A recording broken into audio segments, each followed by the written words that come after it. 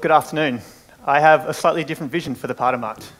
I see the Paardenmarkt as a place in Delft that should be for the people of Delft, a square that everyone knows, all the locals know as their local little gem that they all love to go to, the sort of place that you may take your kids to or go meet some friends for coffee. And the atmosphere I really imagine with it is it's the sort of special place that you walk the longer walk home from work just so you can experience the nice atmosphere or maybe bump into an old friend as you walk through.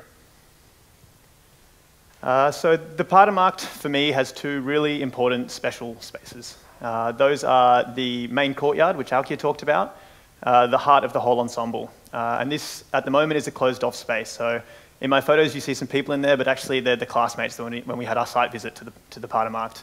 I would love to open this square up and make it a really active, vibrant square for the people of Delft.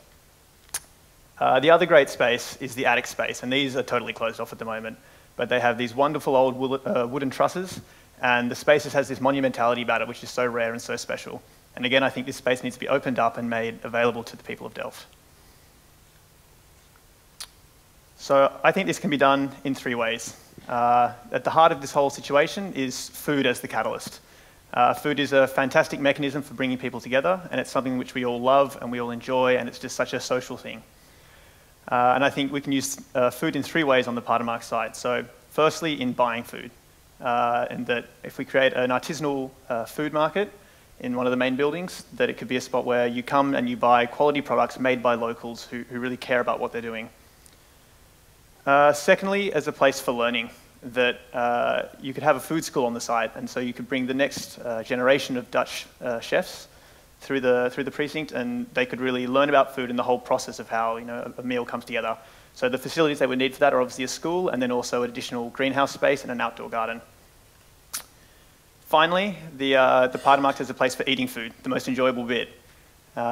This could be done again in a number of ways. So the food school could have an adjoining restaurant. So that's where you can try some really experimental, really sort of obscure things that you would definitely not cook for yourself and probably would struggle to find in the regular restaurants around town. Then also a cafe with a beautiful terrace where you could sit and enjoy a nice summer's evening. And finally, a seasonal pop-up market.